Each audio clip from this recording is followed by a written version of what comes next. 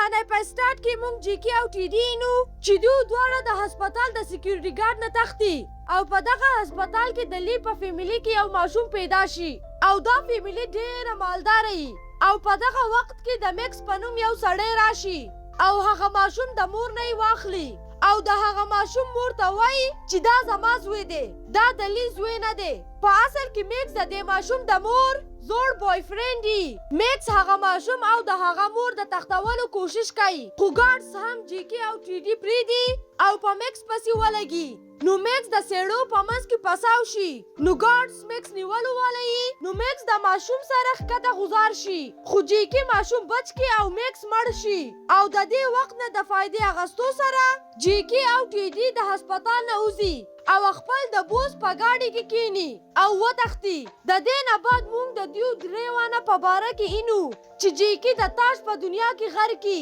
کله چې جیکی ته د غلا پیسې میلاویږي ټولې په تاش کې لګي او د دې د وجې نه په جیکی ډېره قرضه او دا قرضداران د جیکی په پلار پسې ځي نو د دې د لاسه د جیکی پلار د جیکی نه نفرت کوي یوه ورځ جیکی د خپل فیملی دپاره ډېرې تحفې اخیستې خو دی د خپل کور مخې ته خپل قرضداران نی نو جیکی ورسره په فایټ شي او ورته وایي چې په قرض پسې به زما کور ته نه راځئ او کله مې چې پیسې لاس له راغلې نو در به کم نو جیکی کور ته لاړ شي نو د ده پلار ډېر په غوسه د قرضدارانو د لاسه نو جیکی چې کومې تحفې راوړې ټولې غوزار کي او ورته وایي چې زما د غلا تحفې نه دي پکار او جیکی د کور نه وباسي او بیا مونږ ټي ډي نو چې په مالداره جنکو پسې یي چې ورسره واده وکړي او مالداره شي خو په اصل کې ټي ډي واده کړی او د خپلې ښځې سره یې نه لګي ځکه چې هغه غریبه یي او هغې له طلاق ورکول غواړي او د دې نه بعد بیا مونږ د جیکی او د ټي ډي بوس نو چې خپل ټول کار په خپله کوي ځکه چې د ده ښځه لیونی شوي د خپل د زوی د مړ کېدو نه بعد ورسره یوه ګوډۍ او سوچ کوي چې دا ګوډۍ زما زوی دی او بوس خپلې ټولې پیسې په خپله په یوې المارۍ کې ږدي او څو میاشتې بعد د بوس ټولې پیسې څوک غلا کړي او وتښتي او بیا دته یو فون راشي او بوس ته د لی د فیملي د ماشوم د اغوا کولو ورته وایي او د دې کار په بدله کې ورسره د 7 میلیون ډالر ورکولو واده کوي او دا فون کولو والا د ماشوم نیکوي او بوس ورسره قبوله کړي ځکه چې د بوس پیسو ته ضرورت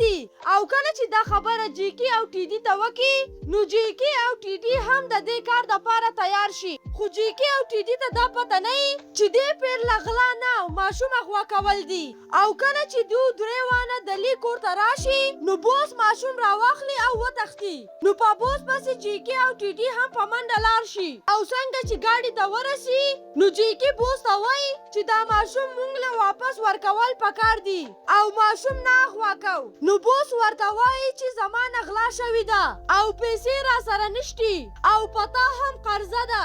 او د ټي ډي هم پیسو ته ضرورت دی نو د دې مجبورۍ نه دوی ماشوم اغوا کړي او کله چې دوی درې وانه ماشوم سره په ګاډي کې روان شي نو په لاره کې دوی له د پولیس چوکۍ مخې ته راشي نو دوی د پولیس دا چوکۍ اینی نو وتښتي نو د تښتېدو سره د دوی ګاډی یو کندې ته غوځار شي نو جیکی ټي ډي او ماشوم بچ شي خو بوس په ګاډي کې پساو شوی جیکی او ټي ډي ته وایي چې تاسو دا ماشوم واخلئ او کور ته لاړ شئ او بیا پولیسان راشي او بوس د ډرایوینګ په جرم کې ونیسي او کله چې پولیس سټیشن ته ورسي نو ورته پته ولګي چې دوی د چا ماشوم اغوا کړی دی ځکه چې دا د معمولي فیملي ماشوم نه وي بوس جیکی او ټي ډي ته فون وکړي چې ماشوم د چا لاس له ور نه کوي او په خپله یې ساتئ او زه به یوه هفته بعد د تانې نه آزاد شم نو دوی دواړه د یوې هفتې پورې د ماشوم خیال ساتي او د ماشوم سره یې مینه پیدا شي او د دې ماشوم د ساتلو سره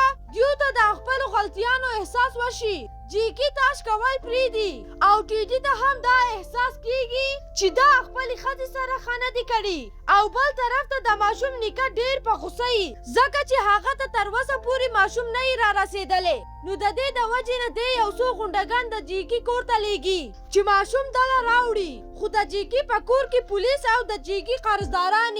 او دیو په جنګ شي نو دیو د وخت نه فایده واخلي او ماشوم وتښتي خو جیکی او ټي ډي په دیو پسې شي او ماشوم بچ کی او بل طرف ته چې بوس څنګه د پولیس سټیشن نه راوځي نو یو څو غونډګان بوس ګاډي ته واچي او د ماشوم نیکه له یې بوزي نو د ماشوم نیکه بوس ته وایي چې زه به تاله $30 میلیون درکم خو ماشوم ماله راورسوه. جیکي د ماشوم سره د خپل پلار په کور کې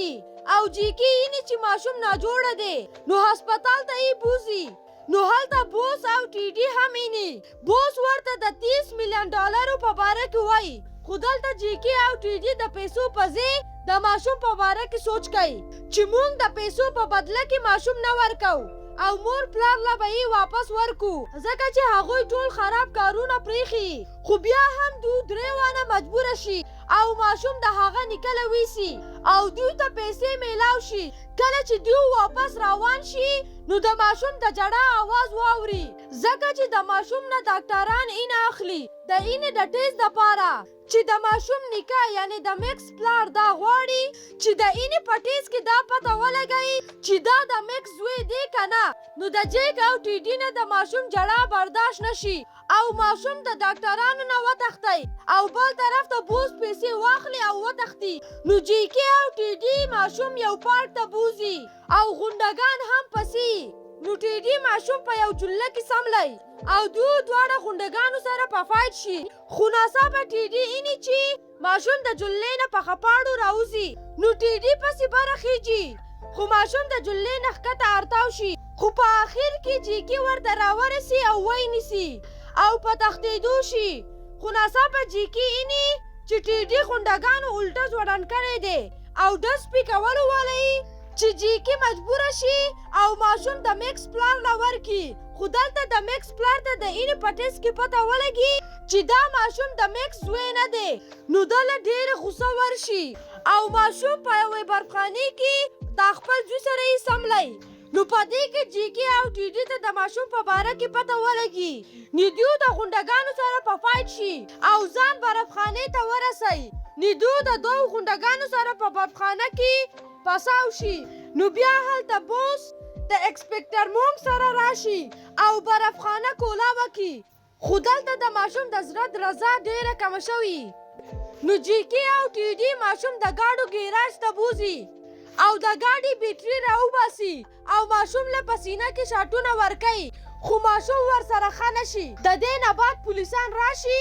او ماشوم په یو امبولانس کې بوزي او هلته د ماشوم زړه نورمال شي او بل طرف ته بوس جیکي او ټي ډي د ماشوم د اغوا کولو په جرم کې جیل ته لاړ شي نو کله چې دوی په جیل کې خپل فیملی سره میلاویږي نو هلته د لی فیملی هم د دوی د شکریا ادا کولو دپاره راغلي چې زموږ زوی دی د میکس د پلان نه بچ کو او دوی د جیل نه آزاد کی او په کارونو کې هم ولګي او دوی ډېره خوشحاله زندگی شروع کی او د دې سره دا کہانی ختمه شي. کو ستاسو دا ویډیو خوښه شوې وي ویډیو لایک کړئ چینل سبسکرایب کړئ او خپلو دوستانو سره یې شریک کړئ د الله په امان.